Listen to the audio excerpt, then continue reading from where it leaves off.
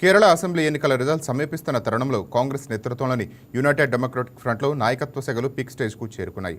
అధికార left democratic front ఉన్న వ్యతిరేకతను ఓట్లుగా మార్చుకోవాల్సిన సమయంలో తదుపరి ముఖ్యమంత్రి ఎవరు అనే ప్రశ్న పార్టీలో కొత్త చిచ్చు పెట్టింది. ముఖ్యంగా ఏఐసీసీ ప్రధాన కార్యదర్శి కేసీ వేణుగోపాల్ పేరు సీపీఎం రేసులోకి రావడం దశాబ్దాలుగా రాష్ట్ర రాజకీయాల్లో పాతుకుపోయిన సీనియర్ నేతలకు కంటి మీద కునుకు లేకుండా చేస్తోంది.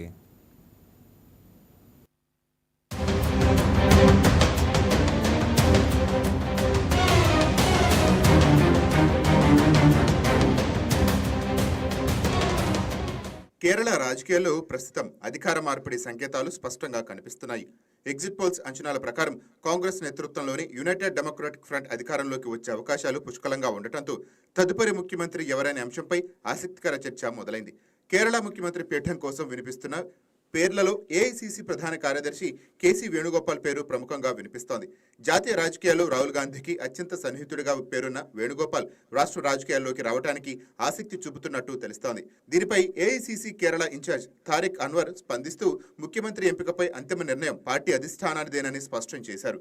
జాతీయ స్థాయిలో కీలక బాధ్యతలు నిర్వహిస్తున్న వేణుగోపాల్ను రాష్ట్రానికి పంపిస్తారా లేదా అనేది ఇప్పుడు కాంగ్రెస్ వర్గాల్లో పెద్ద చర్చగా మారింది. ఒకవేళ ఆయన్ను ఎంపిక చేస్తే అది పార్టీ అంతర్గత సమీకరణాల్లో పెనుమార్పులకు దారితీసే అవకాశము ఉంది.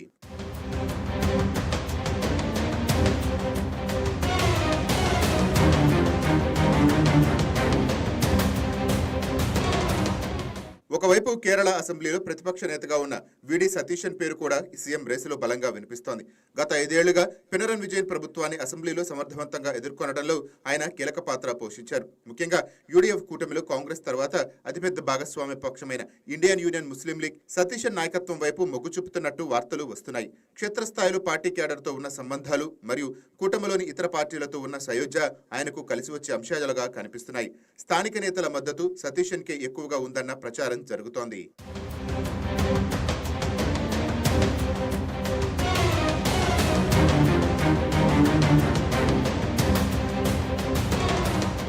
కేరళలో అధికారం దక్కించుకోవటం ఎంత ముఖ్యమో ముఖ్యమంత్రి ఎంపిక విషయంలో కూటమి ఐక్యతను కాపాడుకోవటం అంతకంటే ముఖ్యం. సీనియర్ నాయకులు రమేష్ చెన్నెతాల వంటి వారు కూడా రేసులో ఉన్నప్పటికీ ప్రధాన పోటీ మాత్రం వేణుగోపాల్ మరియు సతీశన్ మధ్య నెలకొన్నట్టు కనిపిస్తోంది.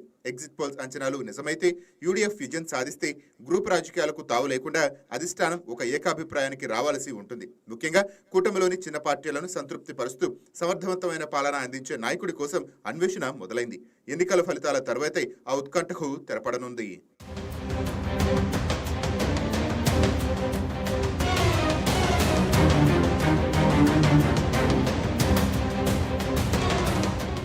ఈ నాయకత్వ గందరగోళాన్ని అధికార లెఫ్ట్ డెమోక్రటిక్ ఫ్రంట్ తనకు అనుకూలంగా మార్చుకునేందుకు వ్యూహాలు రచిస్తోంది. ముఖ్యమంత్రి అభ్యర్థి ఎవరో కూడా తేల్చుకోలేని కూటమి రాష్ట్రాన్ని ఎలా పాలిస్తుంది అంటూ ఇప్పటికే పినరన్ విజయన్ విమర్శలు మొదలుపెట్టారు. కాంగ్రెస్ లోని అంతర్గత కుమ్ములాటలు ఓటర్లలో ప్రతికూల సంకేతాలను పంపే అవకాశం ఉందని హైకమాండ్ ఆందోళన చెందుతోంది. ఒకవేళ నాయకత్వ సమస్యను ముందుగా తేల్చుకోలేకపోతే గత ఎన్నికల్లో లాగే ఈసారి కూడా చేతికి వచ్చిన విజయం చేజారిపోయే ప్రమాదం ఉందని విశ్లేషకులు హెచ్చరిస్తున్నారు.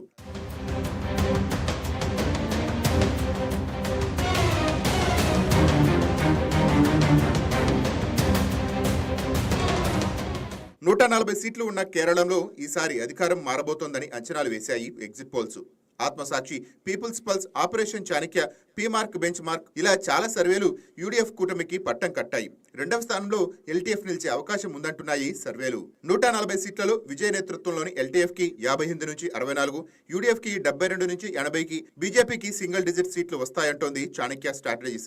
ఆత్మసాక్షి సర్వే సంస్థ ఎల్డీఎఫ్ కి 61 నుంచి 66, యూడీఎఫ్ కి 76 నుంచి 81 సీట్లు వస్తాయంటోంది.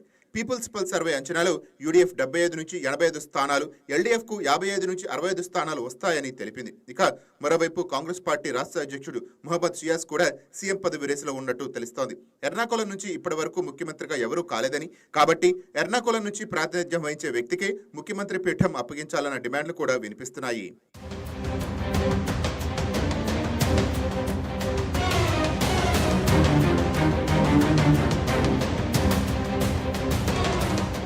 కేరళ కాంగ్రెస్ లో గెలవాలంటే కేవలం ఆధిపత్య వ్యతిరేకత సరిపోదు, అంతర్గత ఐక్యత కూడా అత్యవసరం. కేసీ వేణుగోపాల్ ను సేవియర్ గా చూపిస్తారా లేక స్థానిక నేతలకు పట్టం కడతారా అనే నిర్ణయంపై యూడీఎఫ్ భవిష్యత్తు ఆధారపడి ఉంది. ఢిల్లీ నుండి వచ్చే ఆదేశాలు తిరువనంతపురంలోని కార్యకర్తల మనసులు గెలుచుకోకపోతే కేరళంలో కాంగ్రెస్ ప్రస్థానం మరోసారి ప్రశ్నార్థకరంగా మారే అవకాశం ఉంది.